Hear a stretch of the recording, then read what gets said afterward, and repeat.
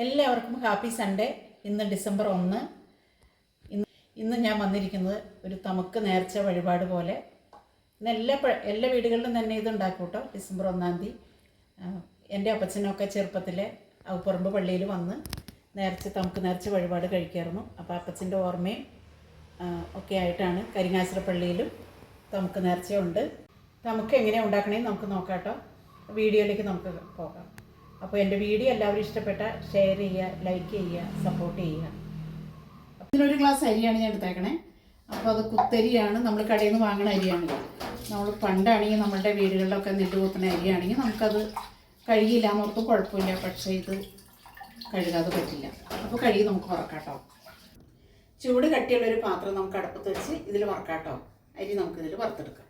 Okay,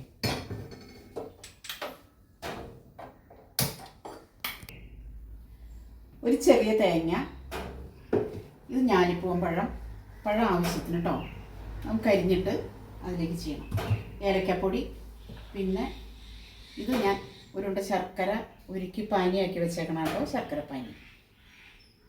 നമുക്ക് പാത്രം ചൂടായിട്ടുണ്ട്. നമുക്ക് അരി വറക്കാം കേട്ടോ. അരി വറക്കാനായിട്ട് ഇടാം കേട്ടോ. പാത്രത്തിലേക്ക് ചൂട് കെട്ടേണ്ട ഒരു പാത്രത്തിൽ അരി വറക്കാനായിട്ട്.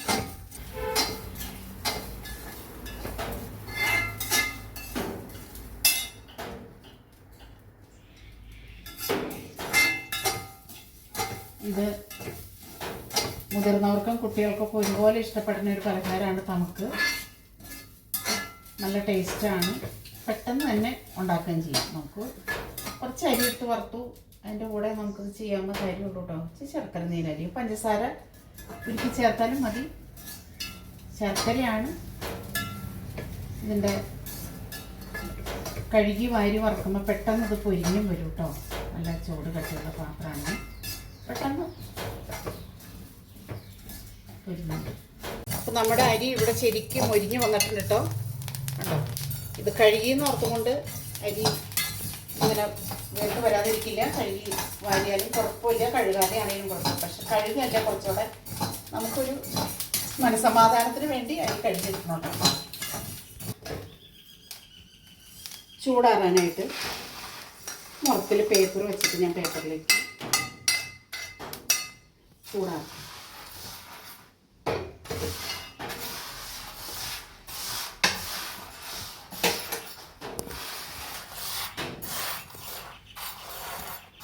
പഴം നമുക്ക് അരിഞ്ഞ പാത്രത്തിലേക്ക് ഇടാം കേട്ടോ. ഞാലിപ്പൂവൻ പഴമാണ്. ഞാലിപ്പൂവൻ പഴം ആവശ്യത്തിന്. ആ പൊടി എന്തൊരുണ്ടെന്ന് വെച്ചാൽ പൊടിക്ക് ചേരാനുള്ള പഴം.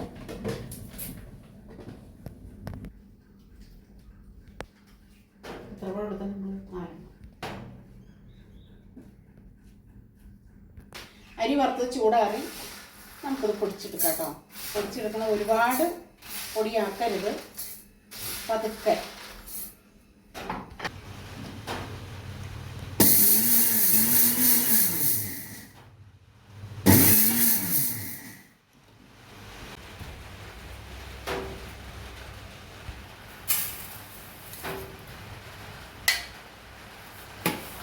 ഈ പരുവത്തിനാണ് കേട്ടോ ഇത് പൊടിച്ചെടുത്തേക്കണം ഞാൻ. ഒരുപാട് അങ്ങോട്ട് പൊടിക്കരുത്, ശരിക്കും പൊടിയരുത്.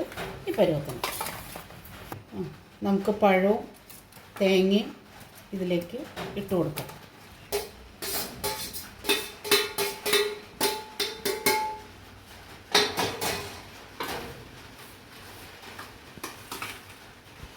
ഏലക്ക പൊടിച്ചത്,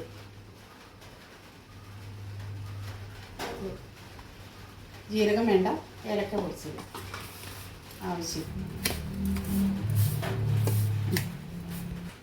ആവശ്യത്തിന് കുറേശ്ശെ ശർക്കരപ്പാനി ഒഴിച്ച് കൊടുക്കണം കേട്ടോ. കൂടുതൽ ഒഴിച്ചാൽ ചിലപ്പോൾ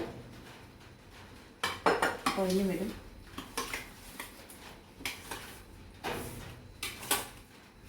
കുറച്ചുകൂടി ഒഴിച്ചു കൊടുക്കും.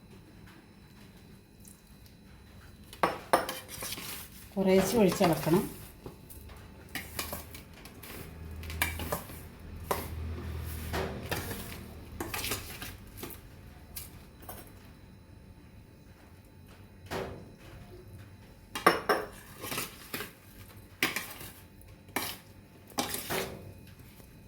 ഈ പൊടിയെല്ലാം കുതിരണം കേട്ടോ. പഴവും തേങ്ങയും ഈ പൊടിയിൽ ശരിക്കും കുതിരണം. ശർക്കരപ്പാനി ഒഴിച്ച്